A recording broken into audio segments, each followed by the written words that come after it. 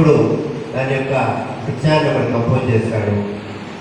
Dance చేసేటువంటి వాళ్ళు దాని మీద వచ్చింది. పుస్తకాలు మాకు ఉన్న ఈ భావం బాగుంది.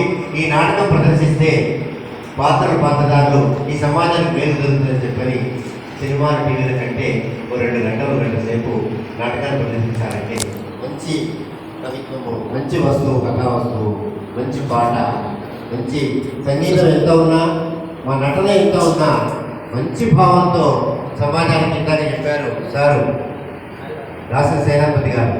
ప్రస్తుత సమాజానికి ఏది అవసరమో, ఏది వినదగిన, ఏది అవసరం అభ్యుదయానికి, చైతన్యానికి, స్పృహకు, అభివృద్ధికి, సామాజిక పనులు ఏది అవసరమో ఆ కథా వస్తువులు ఇవాళ అత్యంత మంచి పుస్తకాల నుంచి వస్తే మీరు కృషి చేస్తేనే, మీరు పుస్తకాలు వస్తేనే ఇవాళ సంస్కృత రంగ కళాకారులు ప్రదర్శన చేయడానికి, పాటలు పడడానికి.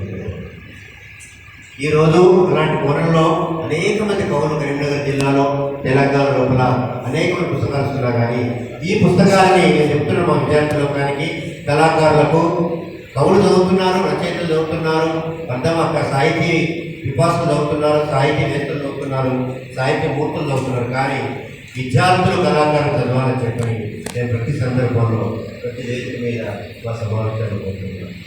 ఒక పాటను తను పాడదలుచుకున్న పాటనే మా కళాకారుడు చదువుతాడు, దాన్ని ప్రయత్నం చేస్తాడు. వేరే పాటలు చదవడం నేర్చుకోండి.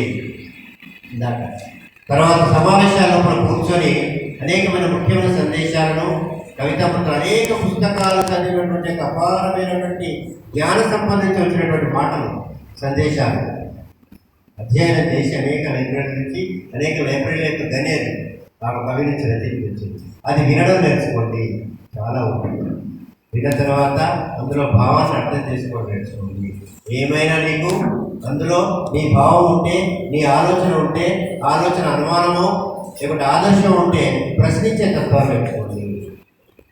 అది సమాజానికి ఈ 4 తత్వాలు నేర్చుకోవాలని చెప్పని ఇవాళ నేను విద్యార్థులు కానీ, యువజన సంఘాలు కానీ, కళా సంఘాలు కానీ ప్రతి సందర్భంలో కూడా నేను చూస్తున్నాను.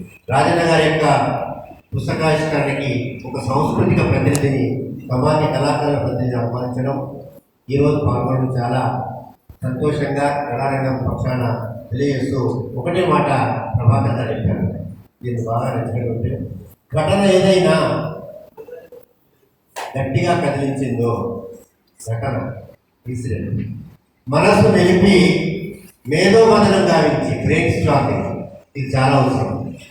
ప్రతి రంగంలో, ప్రతి లోకానికి, ప్రతి సంస్థకు, ప్రతి సమాజానికి ఈరోజు ప్రస్తుతము, గతము, చరిత్ర, రాబోయేటువంటి భవిష్యత్తు, ఈ మూడింటిని మనము మేళవించుకొని మాట్లాడుకోవాలంటే వెరీ నెసెసరీ బ్రెయిన్ స్టాకింగ్, మేధోమదనం తప్పనిసరి. ప్రతి లోకానికి, ప్రతి రంగానికి మనస్సు నిలిపి మేధోమదనం గావించి మన్ను తిన్న పామునైనా కదిలించే ప్రయత్నమే నాకు మిగిలిన ఏకైక సాధన.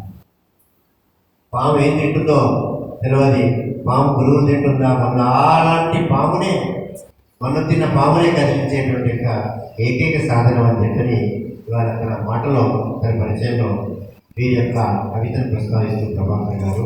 ఇంకొకటి, వీరి స్వార్థపు సంఖ్యలను తెచ్చుకోగలిగి సమానత్వ భావాలను, సమభావాలను నింపుకొని సమదృష్టిని కేంద్రీకరిస్తూ మమతలు చాటగలిగే జీవితమే పండు వెన్నెల భయం, అడుగడుగున సప్తవర్ణ శోభితం. ఇది నిజంగా చాలా లోకంలో, సమాజంలో, అన్ని వర్గాల్లో సమాభావన, సమదృష్టి, సమానత్వం, సమతం అంతా చాలా లోపించింది. దానికి కళాకారులు, కవులు, అధ్యయనకారులు, సామాజికవేత్తలు ప్రయత్నాలు కృషి చేస్తూనే ఉన్నారు. దీనికోసమే సమభావన, సమన్యాయము, ప్రజాస్వామ్యం కోసమే ఈ యొక్క చరిత్ర, ఈ ప్రస్తుత పోరాటాలు, ప్రస్తుత ఉద్యమాలు, ఇవాళ పుస్తకాలు, ఇవాళ కళా ప్రదర్శనలు, ఇవాళ ధూమ్ధాములు, ఇవాళ మేధోమదనాలు, ఈ సమత కోసమే, ఈ సమానత్వం కోసమే కొనసాగుతుంది. ఇది ఇంకా కొనసాగాల్సినటువంటి ఆవశ్యకత ఎంతైనా ఉందని చెప్పి 1990 నుంచి ఇవాళ కృషి చేసినటువంటి రాజన్న గారు, వారి లోపల వారు ఉన్నటువంటి ఒకటే ఒకటి వారు రాసిన దాంట్లో ఒకటే తీసుకొని ముగిస్తాను. ఒక నిమిషం లోపల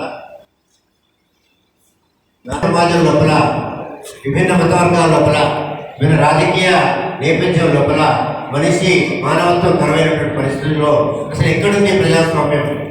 ఎక్కడుంది? ఇవాళ చాలా ఇప్పుడు పోరాటాలు జరుగుతున్నాయి రాజకీయ పరంగా. ఇవాళ పౌర హక్కుల సమాజాలు, పౌర హక్కుల సంఘాలు, మానవీయ విలువల సంఘాలు, మానవతా వేదికలు, హ్యూమన్ రైట్స్ కమిషన్స్ ఇవాళ ప్రశ్నిస్తున్నాయి. 75 స్వాతంత్రాల లోపల ఇంకా మానవత్వం కరువైందని, ఇంకా ప్రజాస్వామ్యం కరువైందని అనేక వర్గాలు ఘోషిస్తున్నాయి. ఆ ప్రజాస్వామ్యం రక్షించాలని ఈరోజు ఈ పుస్తకం ద్వారా కళలోని నలుగురు రాజేంద్ర గారు రెండు సనాతనమైన సంప్రదాయమైన సవినీయంగా సమర్థించే కదా, నిజం ఎప్పటికైనా నిప్పుల వర్షమైనది, స్వార్థాలను మొదలుకొని సంకేతిస్తూ ఇది సంఘమైన మన సంఘమైన దేశమైన ప్రతినిధులంతా సగటు మనిషి కన్నా సమున్నతమే కదా. ఇంత చిన్న లౌక్యాన్ని తర్కానికి గాలి కుదిలి కోటరీల కనుసనలోనే కిరీటాలు పెట్టుకున్నంత మాత్రాన విలువ లేదా? అంటే ఇక్కడ ఈ కవి సగటు మనిషిని, సాధారణ మనిషిని ఒక గొప్ప మానవీయ ఉన్నటువంటి గొప్ప మనిషిగా ఈరోజు యొక్క పుస్తకంలో తన కవిత్వంలో చూపించడు. మేధావులు, కిరీటాలు పెట్టుకున్నటువంటి వాళ్ళు, కోటరీలు కట్టుకున్నటువంటి వాళ్ళు, పదవిలో ఉన్నటువంటి వాళ్ళు, నిరాశతో ఉన్న వాళ్ళు, వేరు ముసుగులో ఉన్నటువంటి గొప్ప ఆడంబరం కనిపించే వాళ్ళకంటే జ్ఞాన సముపార్జన సామాజిక దృష్టిలో ఉన్నటువంటి ఒక గొప్ప సగటు మనిషి అని చెప్పని ఈ కవి తన కవిత్వం ద్వారా చూపించారు. వారికి కళాబంధనాలు ఉద్యమం తెలియజేస్తూ శివాని భవాని